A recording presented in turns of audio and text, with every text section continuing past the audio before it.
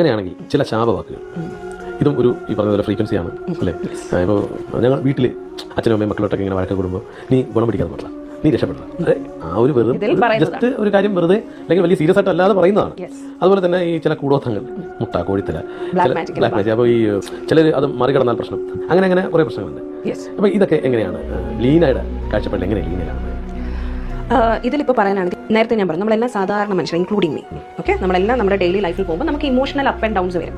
ഇനി ഇപ്പം ഇങ്ങനെയുള്ളവരുടെ ഓറ is very weak, ഓറ നമ്മുടെ എനർജി വലയം ഇസ് വെരി വീക്ക്.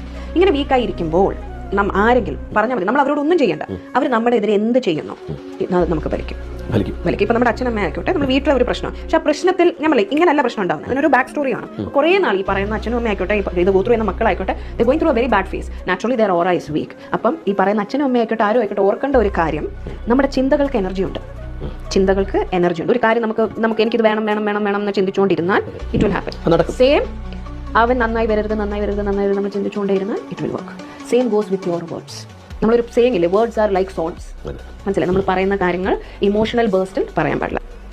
ഇങ്ങനെയാണ് നമ്മൾ പണ്ടുതൊട്ടേ ഈ ഭഗവാന്മാരെയും ഇതൊക്കെ ഇരുത്തുമ്പോൾ ആദ്യം it is just a metal, it is just a stone.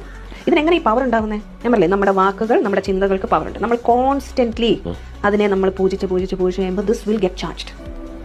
അങ്ങനെയാണ് അമ്പലത്തിലെല്ലാം നമ്മൾ പോകുമ്പോൾ എത്ര നാളത്തെ പൂജകളും കൃത്യസമയത്തും ഒക്കെ ചെയ്യുന്ന കാര്യങ്ങൾ, വൃത്തിയോടെ അതിനെ സൂക്ഷിച്ച് അങ്ങനെ പവർ ചെയ്യുന്നതാണ് നമ്മൾ അതിന്റെ അടുത്ത് ചെല്ലുമ്പോൾ തന്നെ ദാറ്റ് എനർജി വലയം ഇസ് സോ മച്ച്. തന്ത്രി അദ്ദേഹത്തിന്റെ പ്രാണൻ കൊടുത്താണ് പ്രതിഷ്ഠ ചെയ്യുന്നത്. ദിസ് ഇസ് ഹൗ എല്ലാത്തിനും പണ്ട് തൊട്ടേ ചാർജ് ഉണ്ടാകുന്നത്. അത് നെഗറ്റീവ്ലി വർക്ക് ചെയ്യും കേട്ടോ. What is black magic? You are taking a soul to do this. മനസ്സിലായോ? യു ടേക്കിംഗ് എ സോൾ, അതിനകത്ത് അവരുടേതായ മന്ത്രങ്ങളുണ്ട്. You continuously give that. അതിനും നമ്മുടെ പൂജ പോലെ തന്നെ ഇത്ര തവണ മന്ത്രങ്ങൾ പറഞ്ഞിട്ടാണ് ഇത് ചെയ്യുന്നത്. ബ്ലാക്ക് മാജിക് പഠിക്കാൻ പോകുന്നവരുണ്ട്, യുനോ, വെരി സ്ട്രിക്ട് ഷെഡ്യൂൾ ആണ് അവരുടേത്. അതായത് അവര് വെളുപ്പിനെ ഇതിൽ എണീറ്റ് വെള്ളത്തിൽ മുങ്ങി ഇത്ര തവണ നമ്മൾ ഇത് തന്നെയല്ലേ നമ്മൾ മറ്റേ നല്ല രീതിയിലും ചെയ്യുന്ന സെയിം പ്രോസസ് ആണ്.